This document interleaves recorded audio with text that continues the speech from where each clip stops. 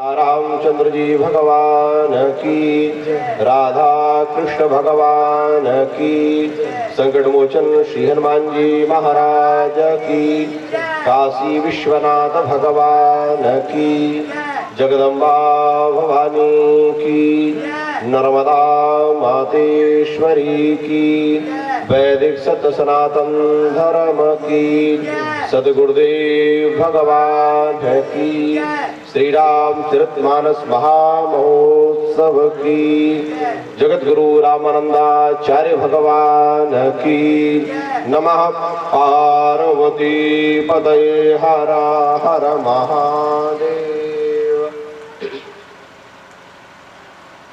आनंद कंद सच्चिदानंद घन अकारण करुणा वरुणालय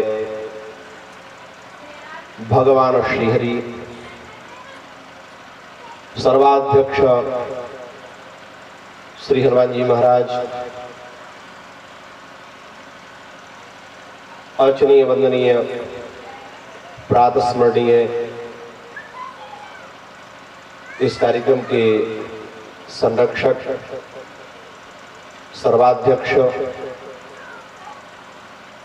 मेरे सर्वस्व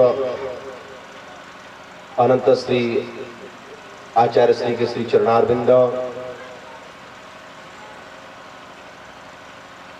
परम पूज्य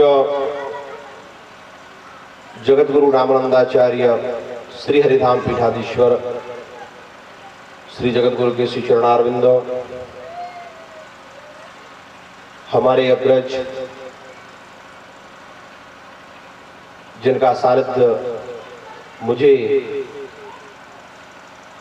विद्यालय काल में भोपाल में प्राप्त होता रहा, ऐसे हमारे अग्रज बड़े भैया श्री शास्त्री जी, भगवान की परम पावनी परिचर्चा का परिश्रवण करने वाले समस्त समादरणीय श्रोतावृंद, शक्ति स्वरूपा भक्ति स्वरूपा करुणा और ममता की मूर्तिमती माताओं बहनों, भगवान की हेतु की अनुकंपा से आज यह श्री रामचरितमानस के 21वें वर्ष का चतुर्थ सत्संग रूपी पुष्प भगवान श्रीहरि की सेवा की ओर अग्रसर हो रहा है, जिसमें हम और आप सभी लोग विराजमान होकर के श्री जगत गुरुदेव भगवान के श्री मुखारविंद से, श्री शास्त्री जी के मुखारविंद से भगवान की बड़ी सुमधुर रश्मयी चर्चा को श्रवण कर रहे हैं। यह हम आप सभी का बड़ा सौभाग्य है।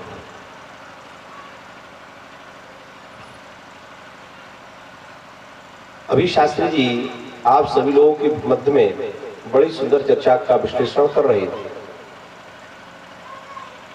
जहां पर वह बता रहे थे कि अंतमति सुगति, कि व्यक्ति की अंत काल में जो मति होती है, उसकी जो बुद्धि चिंतन करती है, अंत में वही उसी की गति होती है। श्रीमद् भागवत में भी इस प्रसंग के लिए जब श्री परीक्षित जी के द्वारा पूछा गया कि आप ये बताएं कि व्यक्ति के जन्म लेने का सबसे बड़ा लाभ क्या है, जीव ने जो जन्म लिया, मनुष्य ने जन्म लिया, इसका सबसे बड़ा लाभ क्या है। तो श्री सुखदेव भगवान वहां पर व्याख्या करते हुए कहते हैं कि ऐसा है, जन्म लाभा परा पुंसाम अंते नारायण स्मृति। कह दिया कि व्यक्ति के जीवन लेने का सबसे बड़ा लाभ है कि अंत में उसको भगवान की, नारायण की, राम की, कृष्ण जी की केवल उसको स्मृति आ जाए।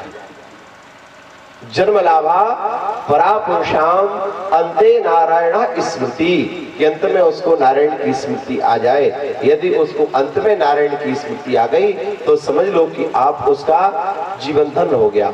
और यही बात गीता जी में कहते हैं भगवान कि अंतकाले च मामेव स्मरण मुक्त्वा कलेवरम, कि व्यक्ति जीव को चाहिए कि अंत में जब उसके प्राण निकल रहे हो तो वह अंत में मेरे नाम का स्मरण कर ले।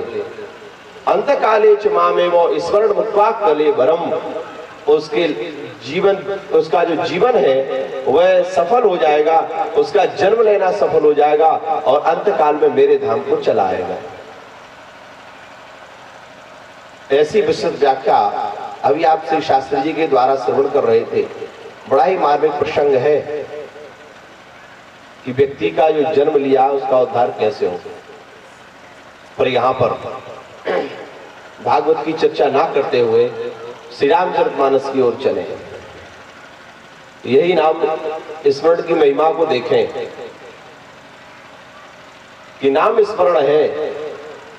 वहां भगवान गीता में कहते हैं कि अंत काले च मामेव स्मरण मुक्त्वा कलेवरम, कि अंत में जीव मेरा नाम का स्मरण करे। सर्वधर्मान प्रत्यज्यो मामेकम शरणम व्रज अहम त्वा सर्वपापेभ्यो मोक्षयिष्यामि मा शुचा। यह बात भगवान कहते हैं। पर सारा संसार भगवान श्री राम जी का स्मरण कर रहा है, सारा संसार श्री कृष्ण जी का स्मरण करता है, पर भगवान किसका स्मरण करते हैं? यह बात विचारणीय है कि सारा संसार आज राम जी का स्मरण कर रहा है। बड़े बड़े अमरात्मा, विमरात्मा, योगीश्वर, मुनीश्वर जो कि अपने प्राणों को प्राणायाम के माध्यम से उनको ऊपर की ओर मस्तक में धारण करने के बाद भगवान के नाम का स्मरण करते हैं, साधना कर रहे हैं, नाम मंत्र का जप कर रहे हैं, अनेक अनेक पुरुष शरण कर चुके हैं। पर राम जी भी तो किसी का स्मरण करते होंगे। भाई जब राम जी जो है बैठ करके कथा श्रवण करते हैं तो कथा किसकी श्रवण करते हैं? कैसी कथा श्रवण करते हैं? कथा श्रवण केवल हम आप लोग नहीं कर रहे हैं कि भगवान की कथा चलो हम आप श्रवण कर ले, नहीं। आप जब श्री रामचरितमानस देखेंगे तो वहां पर भी भगवान श्री राम जी कथाएं श्रवण कर रहे हैं, वही चरित्र है। इसीलिए कहा है कि जब जब हो धर्म की हानि बाढ़ यसो रथम अभिमानी, कि जब जब धर्म की हानि होती है तब तब भगवान आकर के अवतार लेते हैं। यदा यदा हि धर्मस्य ग्लानिर्भवति भारत अभ्युत्थानम धर्मस्य तदात्मानं सृजाम्यहम्। तो धर्म की हानि कहां से होती है? धर्म की हानि यहीं से होती है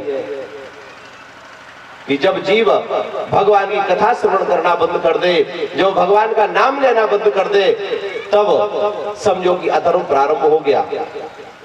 यही स्थापना के लिए, इसी की स्थापना के लिए, इसी का मार्ग प्रशस्त करने के लिए भगवान अवतरण लेते हैं, भगवान का अवतार होता है, पृथ्वी पर आते और आकर के बताते हैं कि नहीं, ये जो आप कथा श्रवण कर रहे हैं, ये जो आप ऐसा ऐसा कार्य कर रहे हैं, केवल आप नहीं कर रहे हैं, मैं भी इस कार्य को करता हूं।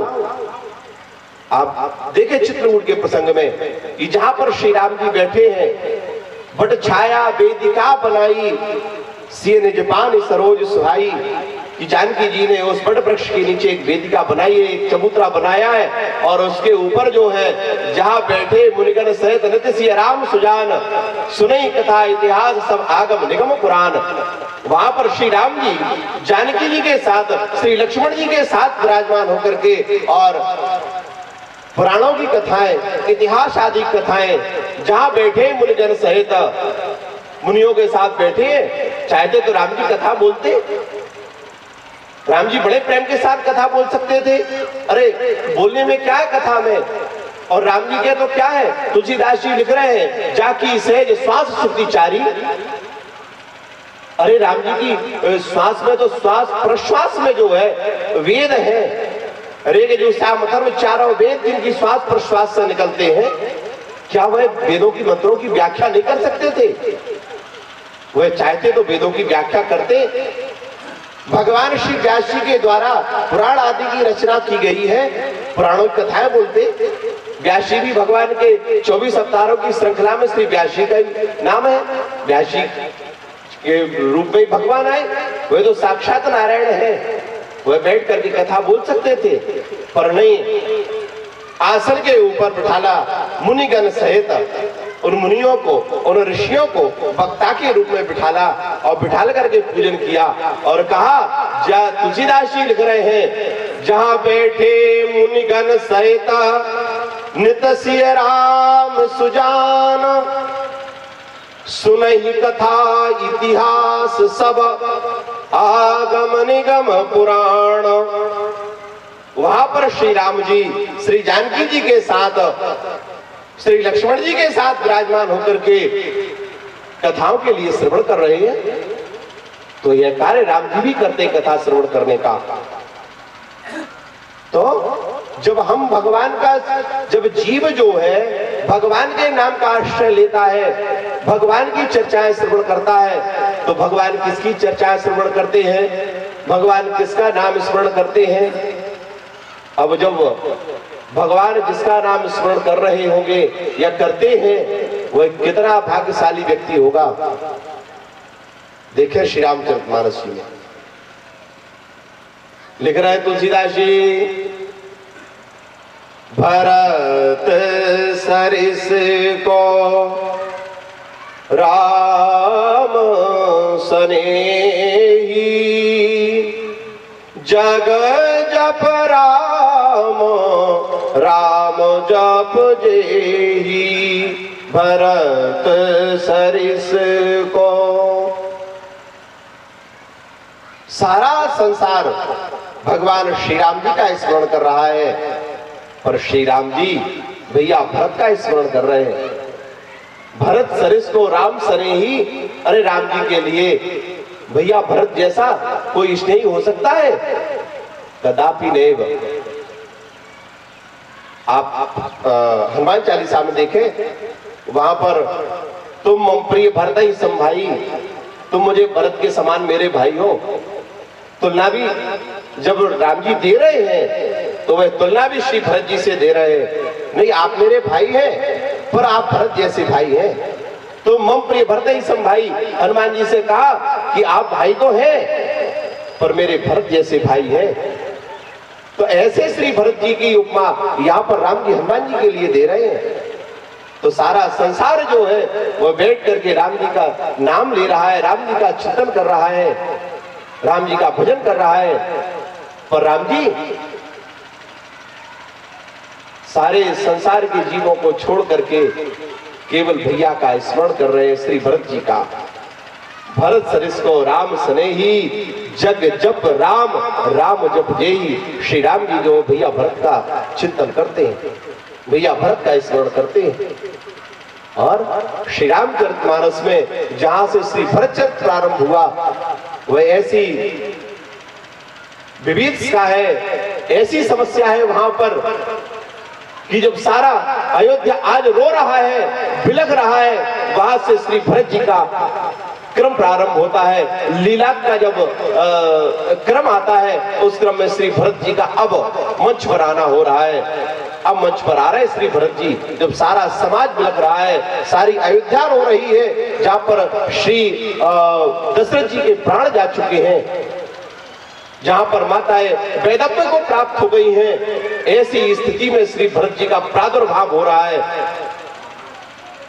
यहां पर जैसे ही आप लोग रामचरितमानस का पाठ करते हैं, देखा पढ़ा होगा आप लोगों ने कि वह विभीषिका जहां पर श्री राम जी के लिए राजा बनना है, प्रातः काल होते ही राम जी का राज्याभिषेक होने की तैयारी है, और वह प्रातः काल नहीं हो पाया, वह सूर्योदय नहीं हो पाया, और उसी समय में स्थिति पलट गई।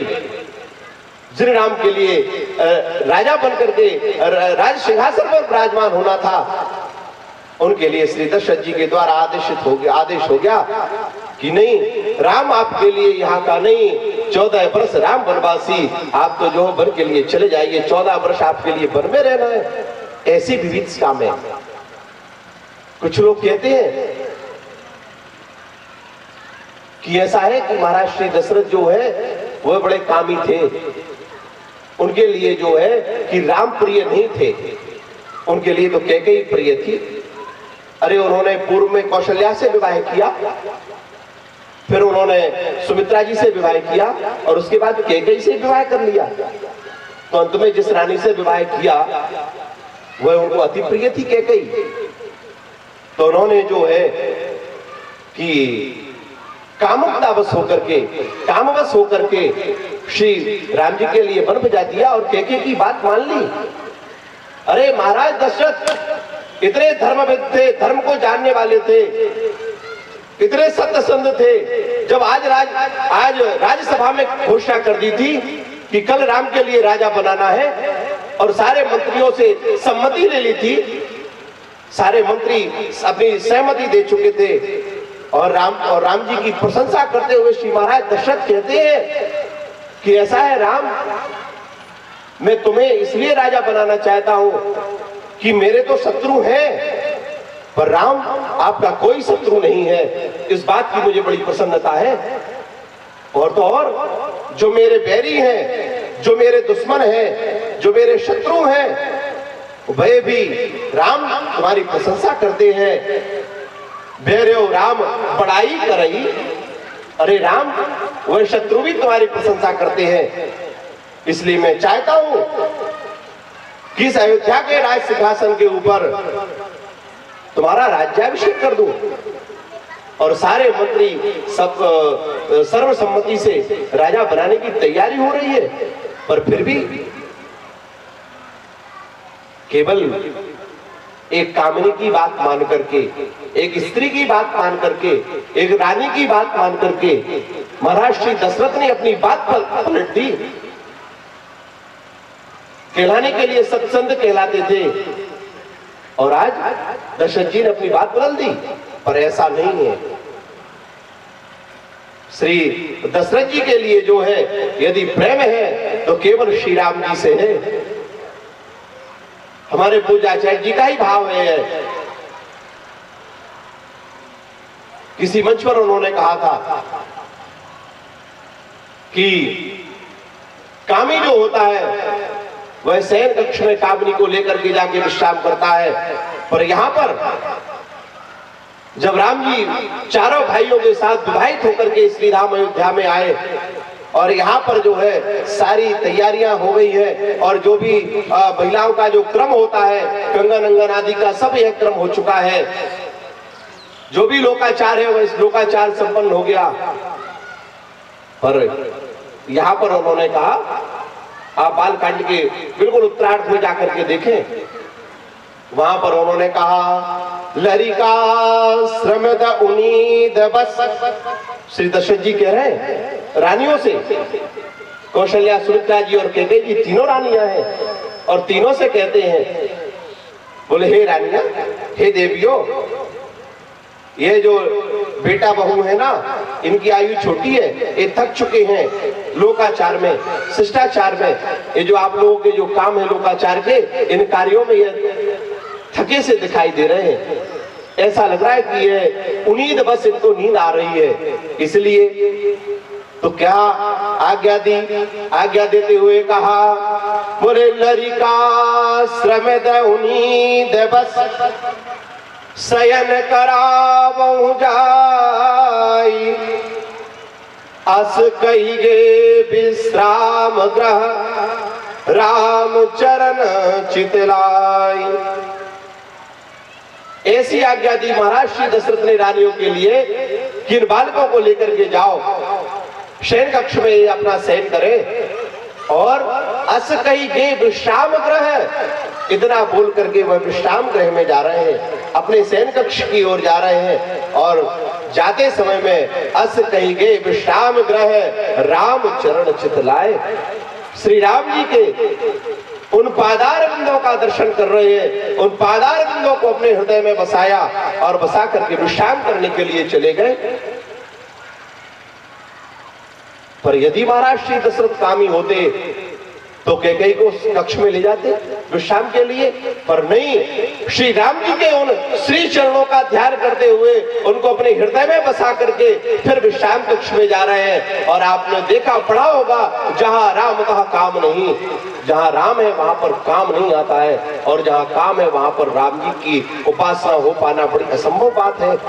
तो ऐसे महाराज श्री दशरथ जो कि श्री राम जी के श्री चरणों को अपने वक्षस्थल में, अपने हृदय में बसा करके, अपने नेत्रों में जा करके शीघ्रता पूर्वक कैकेयी देश जाओ, जहां पर भरत शत्रुघ्न विराजमान है, अपने ननिहाल में नाना के यहाँ। तो वह जा रहे हैं, वह दूत दौड़ रहे हैं रथ लेकर के, और आज्ञा दे दी गुरुजी ने कि भरत के लिए कुछ मत बता देना, यदि भरत को आपने कुछ बता दिया तो वह जीवित नहीं आएगा। तो वह जब जा रहे हैं, लिख रहे हैं यहां पर मानस जी में, धावों बेगी भरत पई जाओ,